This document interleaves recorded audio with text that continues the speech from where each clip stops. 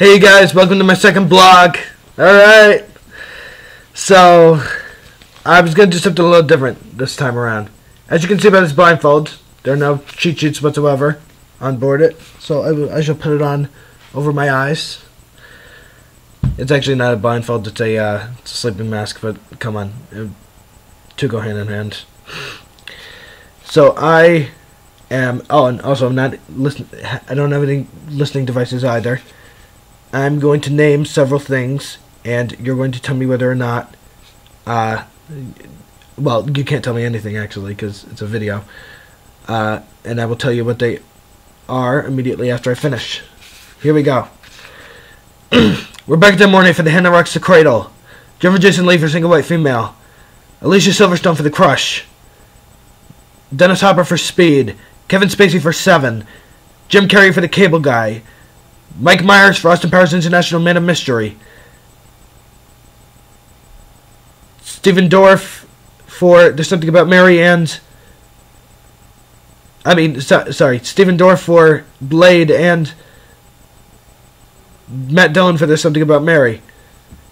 Mike Myers for Austin Powers The Spy Who Shagged Me. Jim Carrey for How the Grinch Stole Christmas.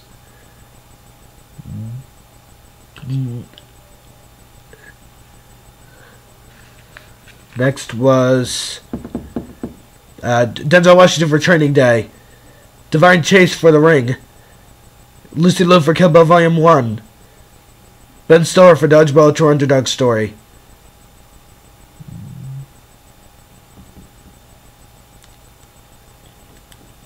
Hayden Christensen for Star Wars Episode 3 Revenge of the Sith. Jack Nicholson for The Departed. Johnny Depp for Sweeney Todd, The Demon Barber of Fleet Street. Heath Ledger for The Dark Knight. Tom Felton for Harry Potter and the Half-Blood Prince. Tom Felton for Harry Potter and Deathly Hallows Part 1. And Jennifer Aniston for Horrible Bosses. Can you guess what those films have, what those all have in common? They're all every single Best Villain winner at the MTV Movie Awards from 1992 to 2012. Except in 2012 it was renamed Best On-Screen Dirtbag, which doesn't have the same ring to it, but oh well. So that's my favorite category there, for the record. We've had some interesting winners. Certain winners deserve, and very interesting nominees as well. I don't remember every single nominee. And I didn't name the characters because I don't remember every single character name. Come on, I'm only human. So I'm going to go through the nominees for each year. I named them in the exact order. And in 1999, yes, Matt Dillon for There's Something About Mary and Stephen Dorff for Blade were the only tie in the history of the MTV Movie Awards for Best Villain. So other than 1993, the only year where there have been only three nominees that were left out in the cold, because there were only 4 nominees in 1993. So I'll go through and tell you who I think should have won for each year, and I'll also name the other nominees as well, so you can comment on which one you think deserved to win, and also you can comment on how I did in this video as well. Here we go, you guys. Instead of Rebecca De Mornay for The Hand That Rocks the Cradle, I would have chosen Robert De Niro for Cape Fear, because before I saw Cape Fear, I thought she deserved to win 100%, but then once I saw Cape Fear, I thought he would have deserved to win 100%. So there you go. Jennifer Jason Leigh for Single White Female.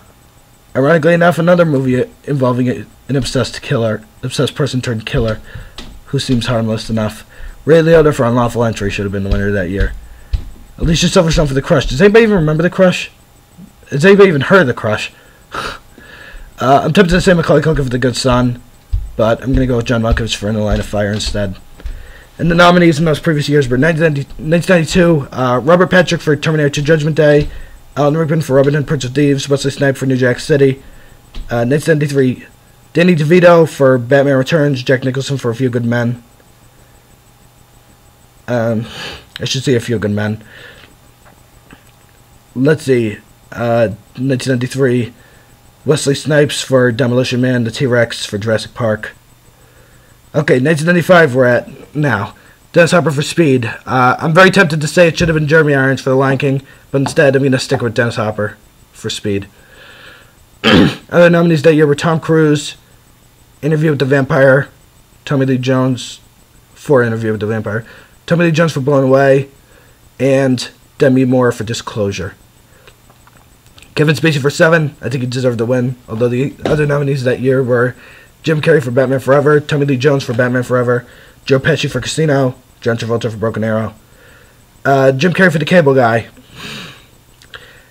I think it should have been Edward Norton for Primal Fear. I was tempted, though, to say Mark Wahlberg for Fear. It has that as a movie called Primal Fear and a movie called Fear that were nominated in the same year. The other nominees were Robert De Niro for The Fan, Edward Norton for Primal... No, and Kiefer Sutherland for A Time to Kill. Mike Myers for Austin Powers International Man of Mystery. Nicolas Cage... I think Nicolas Cage and John Travolta should have won for Face Off. And I think close second, Gary Oldman for Air Force One. The other two were Al Pacino for The Devil's Advocate and Billy Zane for Titanic. Matt Dillon for There's Something About Mary and Stephen Dorff for Blade. I haven't really seen any of these movies nominated this year. Yes, I know I haven't seen There's Something About Mary. Shock. The other nominees were Brad Dourif for Bride of Chucky. He was Chucky. Jet Li for Lethal Weapon 4 and Rose McGowan for Jawbreaker.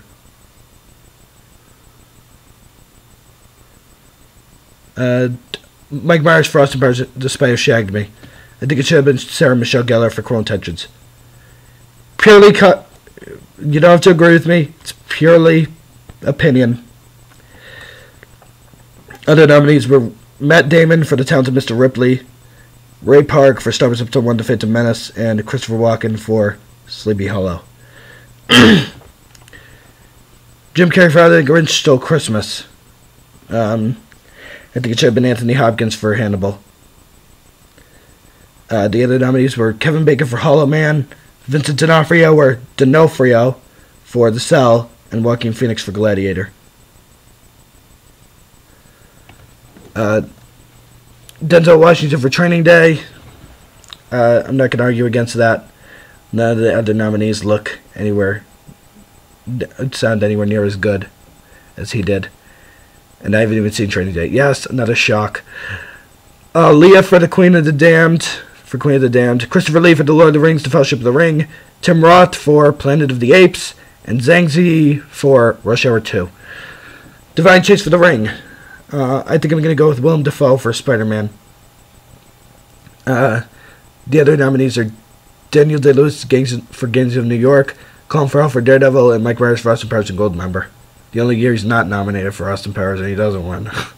The only year he's nominated and he doesn't win. Lucy Liu for Kill Bill Volume 1. I haven't seen Kill Bill Volume 1. Yes, shocker. Andrew Beniowski for The Texas Chainsaw Massacre, Demi Moore for Charlie's Angels Full Throttle. I'm tempted to say her, but a lot of people hate Charlie's Angels Full Throttle, so I'm not going to go that route. Jeffrey Rush for Pirates of the Caribbean, The Curse of the Black Pearl. Tempted to say him more. And Kiefer Sutherland for Phone Booth. Ben Stiller for Dodgeball, True Underdog Story. He was good. I don't think he was that good, especially with the competition he faces. I think Tom Cruise for Collateral. Not just because we share the same first name, his character and I, but still, he gave a very complex and enjoyable performance in that film.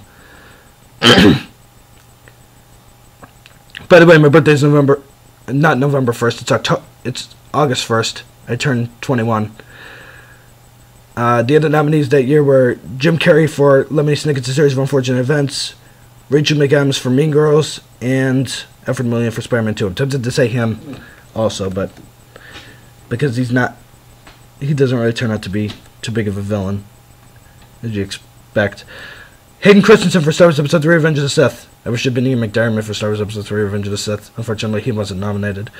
I'm thinking Ray Fiennes for Harry Potter and the Goblet of Fire. Tobin Bell. The other nominees were Tobin Bell for Saw 2, Cillian Murphy for Batman Begins. It should have been for Red Eye. and Tilda Swinton for The Chronicles of Narnia: The Lion, the Witch, and the Wardrobe. Jack Nicholson for The Departed. Meryl Streep for The Devil Wears Prada.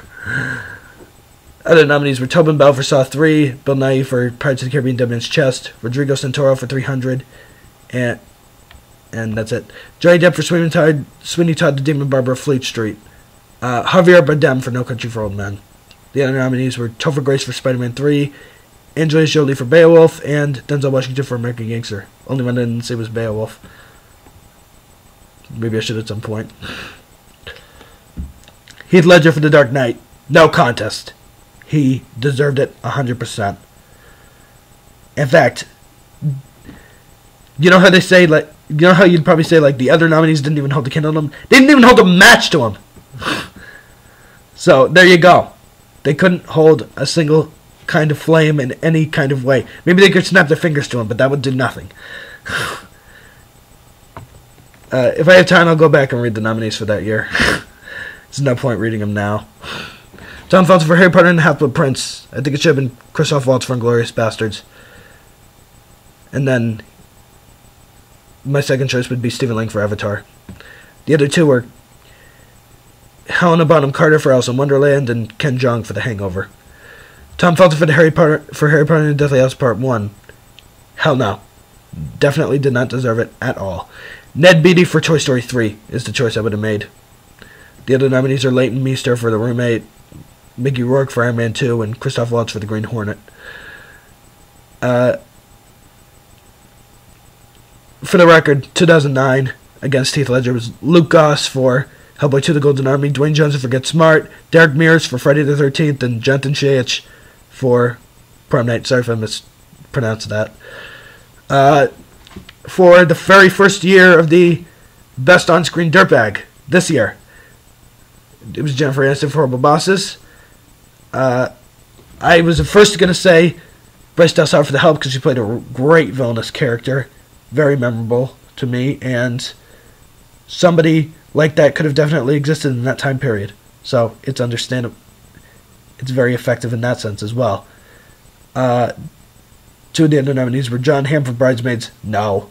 Colin Farrell for Horrible Bosses. If it had been Kevin Spacey for Horrible Bosses, it would have been a different matter entirely. After I saw Project X, Oliver Cooper for Project X is my choice, because he plays somebody who could exist now. A teen, such a vulgar teen, so abrasive and crude. And yeah, and it seems as though Bryce Dallas, he qualifies for the term dirtbag. He's like an anti-hero, you'd consider him, although if you chose between hero and villain, you'd choose villain. Bryce Dallas Howard, she seems to overqualify for the category this year. She seemed to overqualify for the category this year, if you asked me. Well, I've got about a couple minutes left, so I'm glad you guys enjoyed yourselves this time around, even more than you did before. I mean, I wasn't just droning on about one specific topic. I mean, I opened up an entire range of topics this time around.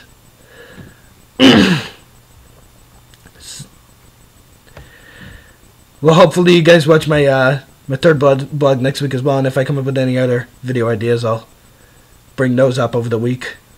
So, hope you guys enjoy your weekend. Later, dudes.